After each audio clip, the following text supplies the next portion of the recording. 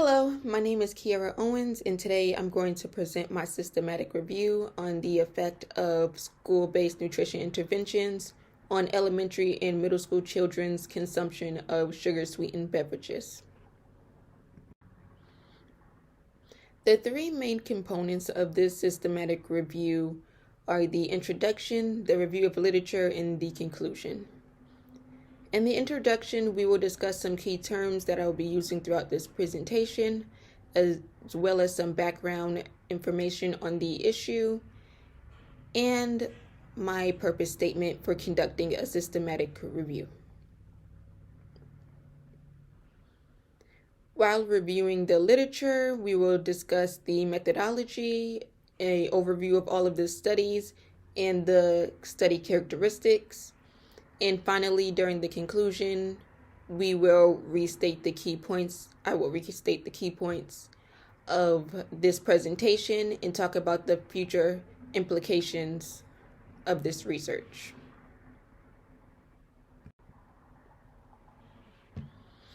Okay, so first let's start with the key terms.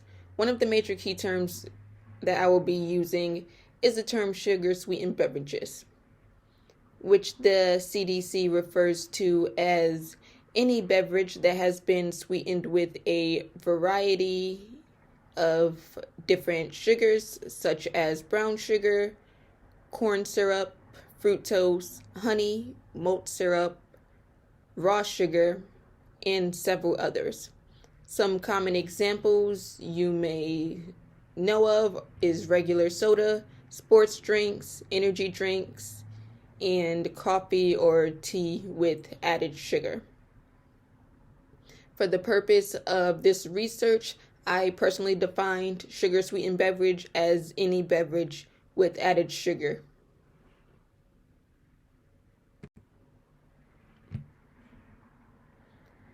The next term is school-based. I defined the term school-based as being performed at a school and with the help of a school faculty.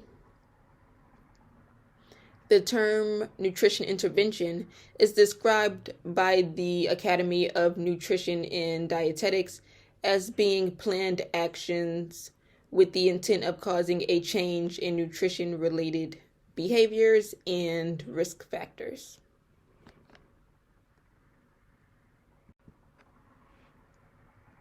Okay, so we can finally ask ourselves, what is a school-based nutrition intervention? It is a planned program or study containing lessons, videos, presentations, discussions, health promotion, or workshops with the intent of changing nutrition-related behaviors and risk factors.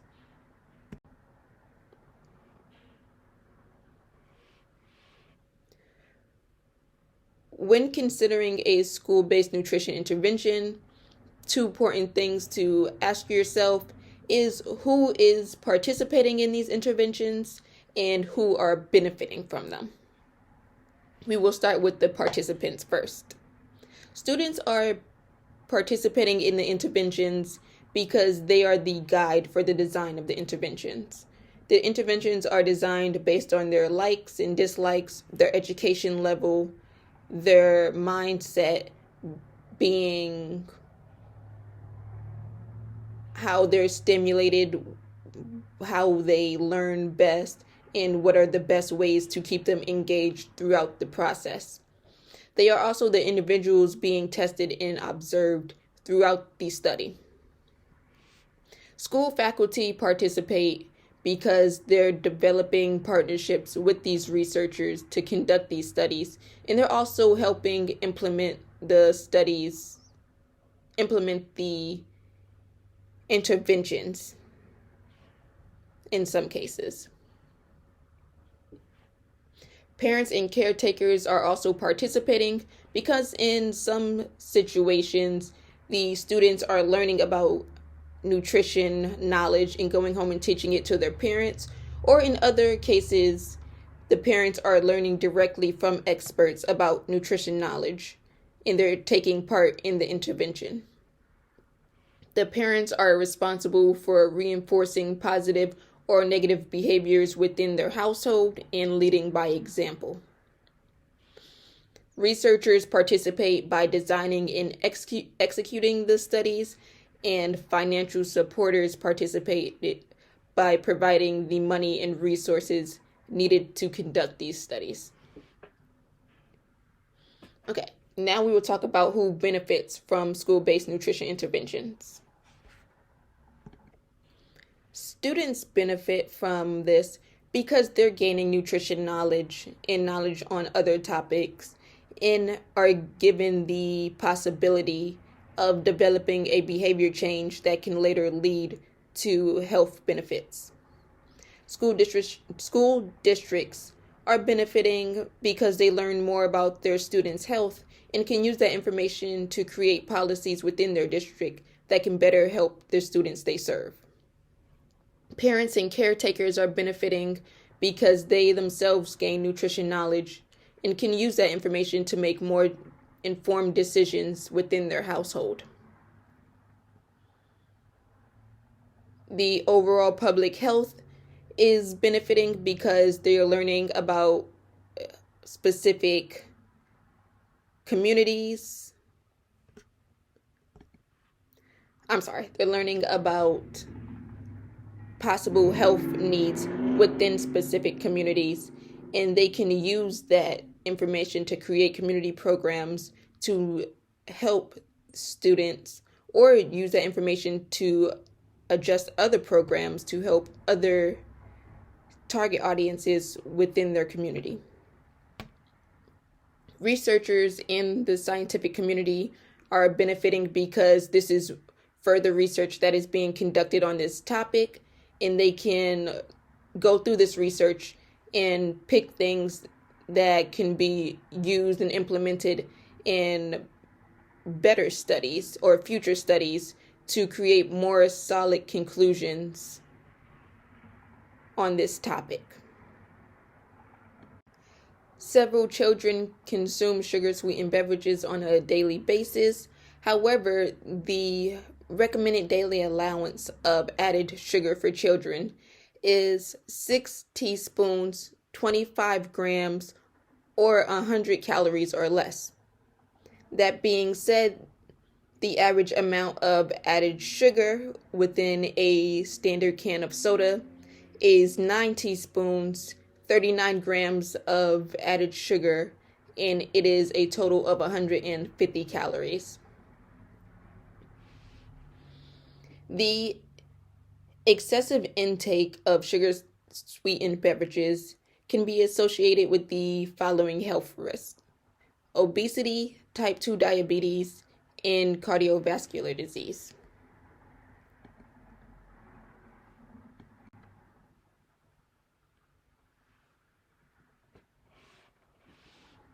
First, we will talk about obesity.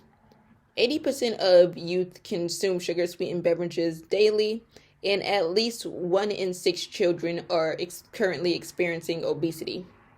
That could be contributed to the fact that 13 to 28% of their daily caloric intake contribute from sugar-sweetened beverages, and added sugar has been known to have a significant impact on the onset of obesity. Excessive SSB consumption can be associated with type 2 diabetes because of its high content of quickly absorbing carbohydrates, its ability to lead to incomplete compensation of total energy at subsequent meals, increasing glycemic load, or lead to insulin resistance. It's also been associated with cardiovascular disease because it has the possibility of decreasing HDL cholesterol levels, increasing CRP concentrations, and increasing waist circumference from all of the added sugar. With all of that being said, the purpose of this systematic review is to investigate and analyze the effect of school-based nutrition interventions on elementary and middle school children's consumption of sugar-sweetened beverages compared with no interventions. Now that I have properly equipped you with the background information, it is time to review the literature. So the search strategy that I used consisted of many different search databases and research softwares. The first search database that I used was Eastern Illinois University's library database that gave me access to sources such as CINAHL, PubMed, HealthSource, and ERIC. I gained access to this database because I am currently a student at Eastern Illinois University. The second database that I tried researching with is the University of Illinois at Champaign-Urbana library database, which gave me a lot of the same sources as the one for Eastern Illinois University. After that, I tried Google Scholar, which gave me a lot of different sources to sort through. However, for those sources, I had to sort through individually to find what I specifically needed, because you can't refine your search as much using Google Scholar. So one of the softwares I used was Zotero. That is a research assistant that helps with organizing research, creating references, and synchronizing your data across all of your different devices. It also does several other things. However, I only use this software to create RIP files to then save my articles and sources and later upload them into Kadima. So that is a software that is used for conducting searches, eligibility screening, data coding and data extraction, critical appraisal of studies for validity, and actually data synthesis. However, I only used it to organize and screen my articles. And at that point, I stopped using the software. The software was able to help me organize my articles and resources in order to create a selection criteria flowchart. So the first phase of my flowchart started with the article search, which I did using key terms such as intervention, children, school, nutrition, sugar-sweetened beverages, education, and school-based. That gave me roughly 1,036 articles between all of my different databases. After I collected all of those articles, I had to further narrow them down, so I excluded the duplicate articles first, which was 209 of those, and then I started to further exclude things such as studies that did not measure sugar-sweetened beverage consumption or intake, studies that didn't involve children, studies that weren't primary research, were not conducted before 2008, and were not conducted within a school setting. After that, I was left with 92 studies and continued to narrow the process down even further to exclude studies that were not conducted within the U.S. and studies that did not include an intervention. After that, I looked through the remaining ones and made sure that all of the remaining studies included things such as being conducted in the school setting, being published within the last 13 years, focusing on elementary and middle school students, and also making sure that it measured the intake of sugar sweetened beverages.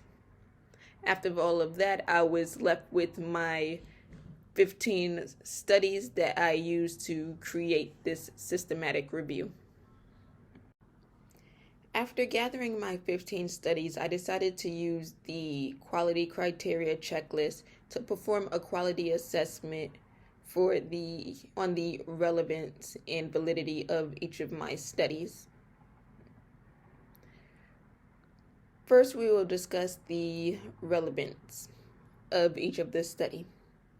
The relevance of each study was tested using 4 questions as the criteria. The first question was, would implementing this study, intervention, or procedure result in improved outcomes for the population group? The second question was, did the authors study an outcome or topic that the population group would care about? The third question is the focus of the intervention or procedure or topic of the study a common issue of concern to the dietetics practice? And the last question was, is the intervention or procedure feasible? After determining that the answer to all of these questions were yes for all of my studies, I came to the conclusion that overall all of my studies had a positive quality rating, and I was able to move on to testing them for validity. The quality assessment on validity was based on 10 different criteria. That being, was the research question stated? Was it the study clear of selection bias? Did the study include a comparable study group? Did they discuss the withdrawals within the study or use blind testing? Was the intervention described and the outcomes defined? Did they use an appropriate statistical analysis? And did the results support the conclusion? Also, was there any potential for funding biases? All of these questions could be answered using yes, no, or unclear. The studies were rejected if 6 or more of the answers were yes to any of these 10 questions. The study was found neutral if 4 of those questions were not answered yes. Those 4 questions being question 2, 3, 6, and 7. Those 4 questions being, was the study clear of selection bias, and did it have a comparable study group? Also, was the intervention described, and were the outcomes defined? If the answers to those questions were no or unclear, the study was graded as mutual. The study was graded as a positive quality rating, with a positive quality rating, if those 4 questions, with the addition to others, were rated yes. So those 4 questions and at least one additional question was rated yes, then the study was eligible for a positive quality rating for validity. As I earlier mentioned, I performed my own data extraction and compiled all of that information into a table. This isn't all of my studies, but this is a portion of it so that you can see what my table looked like as I was collecting all of the information. The top row that is in black includes all of the major components that I was looking for that we will later discuss. The side row, the left side row, was the name of the title as a way to keep it organized. As you can see, it is color coded. All of the studies that resulted in a positive relationship or positive effect on the students' sugar beverage consumption levels were marked green. The ones that had a negative or no effect were marked red, and then the studies that were inconclusive were orange. The main components of each section was bolded out so that it is easy to find and shift through. All additional details were kept in regular formatting so that if they were needed, they are there, but the main details are bolded. It wasn't easy to see in my previous slide, but here are the three main components of my data extraction table, which was the top black row. So the first two components are the article title and the reference year/author. These two components were added as a way to quickly identify the studies and as a way to organize them in a quick and easy way to read. The next section was the study population. This was added to make sure that the studies do include comparable populations throughout them, meaning each study should have elementary and middle school students. The study design was to ensure that each article included a specific type of study. This systematic review doesn't focus on just one study design.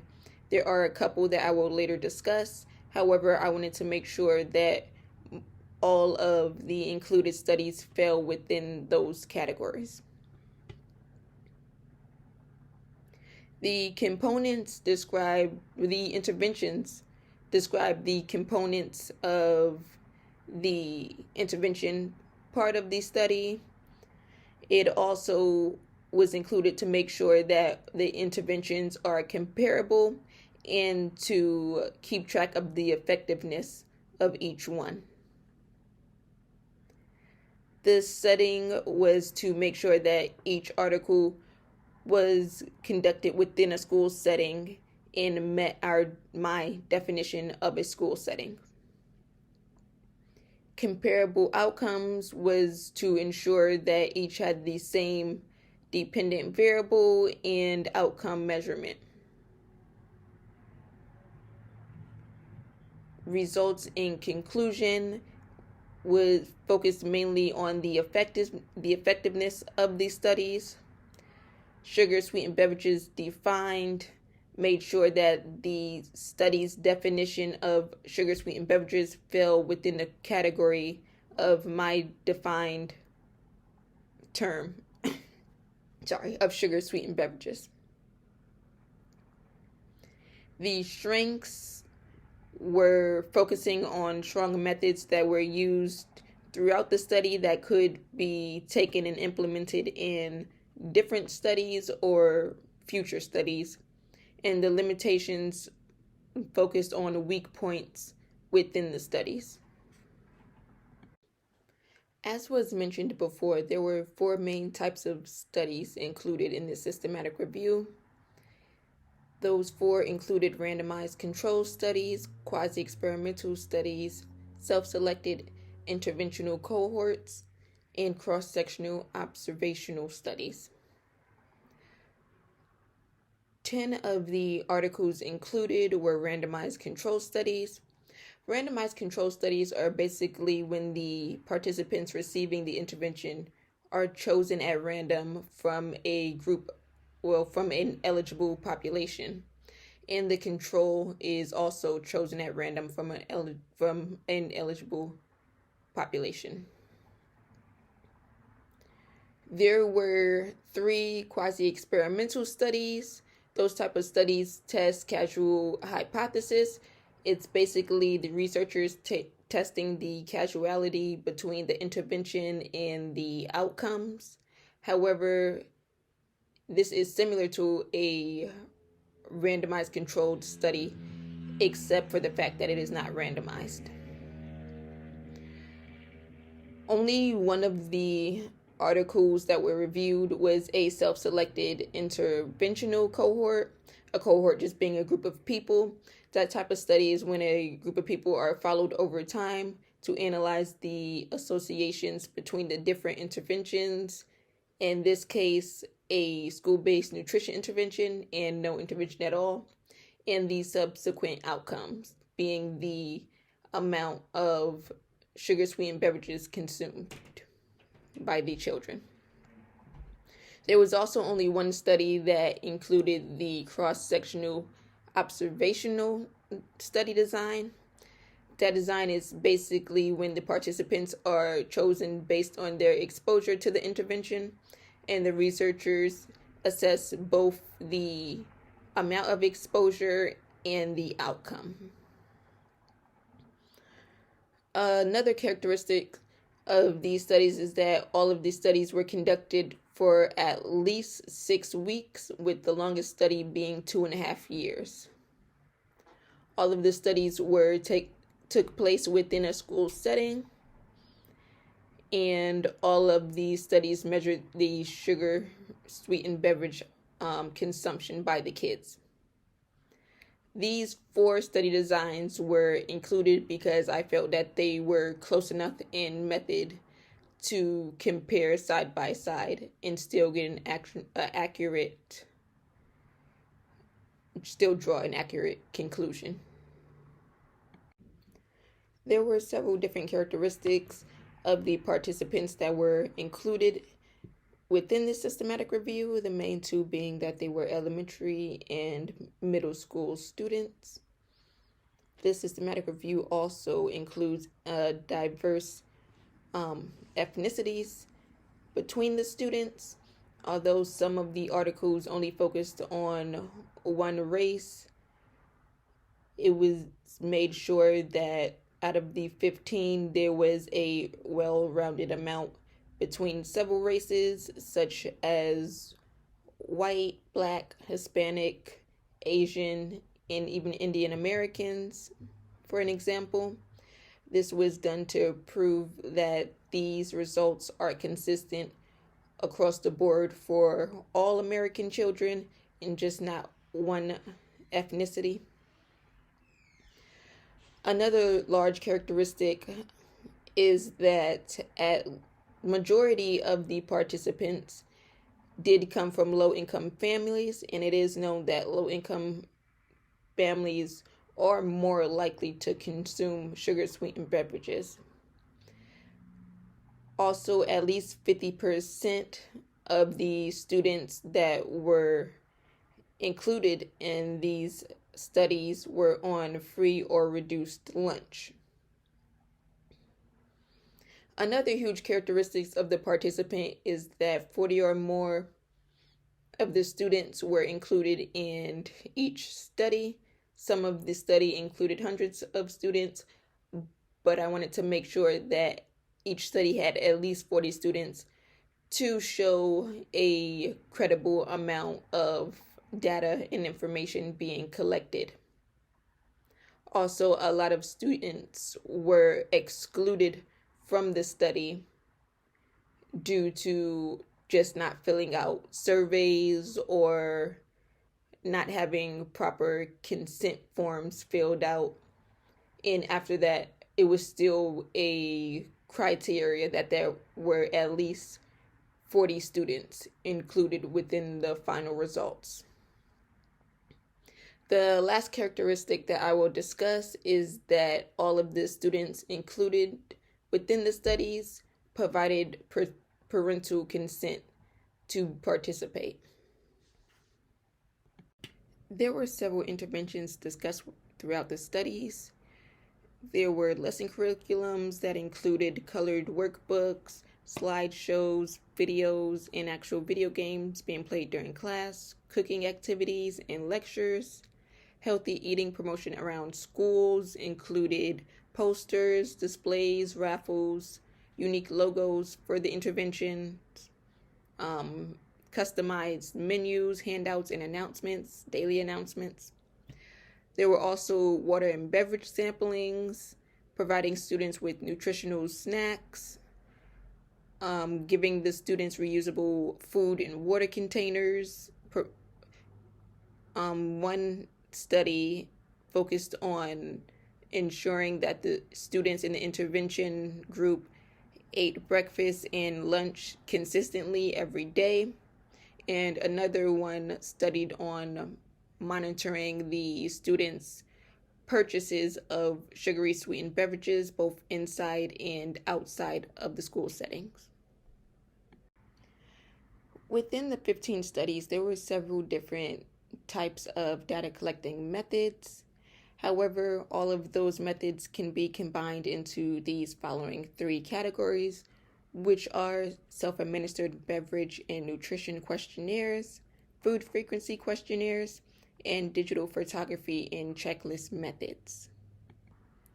A lot of this data was converted into t-test and regression models, and the data was also analyzed using IBM SPSS statistics, Wilcoxon signed rank and match peer tests, Bonferroni approach, and the Shadak-Bonferroni method, which is basically a stronger way of testing the Bonferroni approach. After going through all of the articles and analyzing all of the data and the results that the researchers concluded, I have summarized all of that into this slide. 8 out of 15 of the articles showed a significant correlation between school-based nutrition interventions and reduced sugar-sweetened beverage consumption among the children. 1 out of 15 of the articles I deemed inconclusive because although the researcher claimed there was a positive correlation, they failed to provide the evidence that supported their claim within their research. And finally, 6 out of 15 of the articles displayed a negative correlation between school-based nutrition interventions and the reduction in sugar-sweetened beverage consumptions. Now that I've gone over all of the major details of the articles with you, we can discuss them in more depth. There were several different types of research methods used, so let's discuss the strengths and weaknesses of all of the 15 articles combined. One of the main strengths is that the articles used a wide range of participants, meaning majority of the articles used several, if not hundreds, of participants from various schools within the area to collect a wide range of data. They also incorporated the daily interactions between the students and the teachers into the intervention. Many of the interventions were implemented during class times and taught by the teachers directly to the kids. Many of the studies also included educating the parents as well.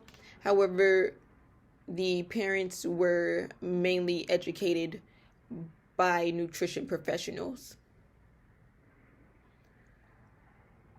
Once the children were properly educated, they were tested using reading and comprehension level appropriate surveys to make sure they can properly understand what they're being asked and can give the best answer to their knowledge. The final strength is that some of the articles provided effect size information and feasibility data related to the intervention so that it can be used in a further time for larger studies. Now that we discussed the strengths of the articles, we can acknowledge some of the weaknesses that they had. The main one being that all of the data they accumulated was self-reported by either the students or the parents, meaning that the data could have been skewed or inaccurate based on the age of the child completing the data. The next one was that the transfer of information was very complex and complicated in some cases. In some articles, the teachers were educating the kids directly. In other articles, there were nutrition professionals educating the teachers so that they can educate the kids. And also, there were instances where the kids were being educated and then told to go home and educate the parents, or the parents were educated directly from the nutrition professionals. I don't believe that there's been any research on the most effective way to do a school-based nutrition intervention, but that is also something interesting that could be looked into, because all of the different articles seemed as if they were trying to find the best way to get the information to the participants. Next, there could have been a possible group interaction bias, meaning the kids could have been drinking less sugary beverages because their classmates were at the time of the intervention, and it may not have had a long-term effect on the child once the intervention concluded. Next, there was a large number of dropout participants due to unsigned consent forms. Some of the articles started their interventions with implied consent, meaning that the parents can unconsent, but unless they did, their consent was implied. Other studies relied on the children to have their parents sign the consent form, which was also very unreliable and contribute to the large amount of dropout participants. Another weakness is that the children had easily available sources of sugar-sweetened beverages outside of the school. Some of the studies studied both their consumption inside of the school and outside, but most of the studies only focused on their consumption while they were in school. Lastly, not many, but a couple of the surveys used were not validated before being implemented into the intervention. Based on the articles that I reviewed, it is plain to see that whether school-based nutrition interventions have an impact on elementary and middle schools' children's consumption of sugar-sweetened beverages is inconclusive. Further research is required. I have several suggestions on how future research can be improved to result in more definite answers to this research question. They can start by exploring different theories and motivators for the children, and also discovering the best way to transfer information. After that, they can determine the usage of a single or multiple strategy intervention. I didn't discuss it because it wasn't relevant to my topic, but a lot of the articles that I reviewed studied multiple variables at once. It would be beneficial to determining whether that would have a stronger impact than just focusing on one single variable. They should also try to standardize their evaluation methods and determining a way to check the accuracy of their results, since all of the results were based on self-reported data. I will now conclude this systematic review by recovering the key points and talking about the implications that this has for the future. As stated before, the purpose of this systematic review is to investigate and analyze the effect of school-based nutrition interventions on elementary and middle school children's consumption of sugar-sweetened beverages compared with no interventions. Sugar-sweetened beverages are consumed daily by 80% of children in the U.S.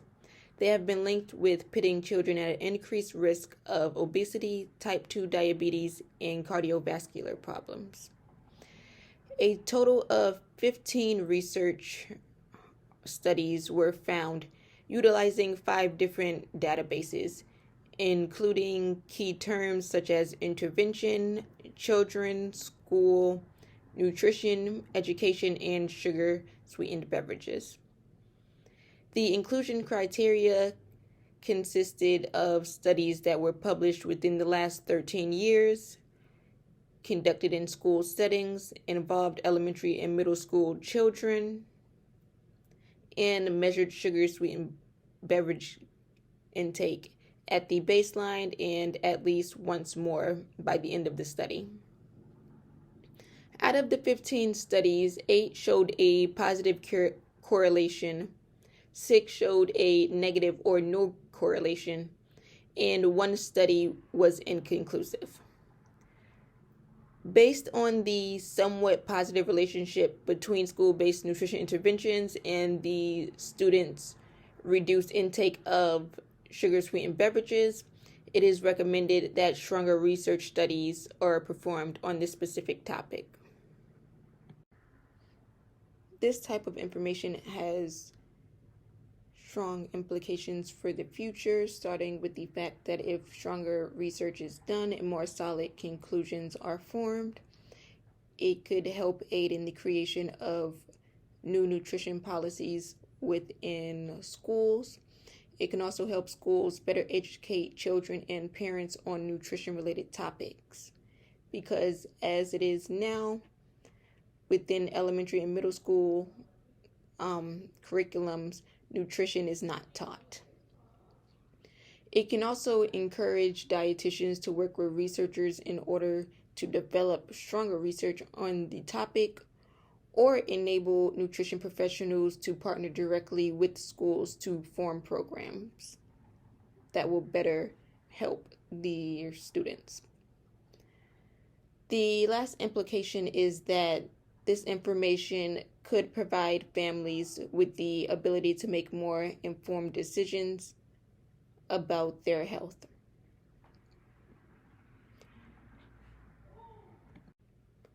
That was my systematic review, and thank you all for listening.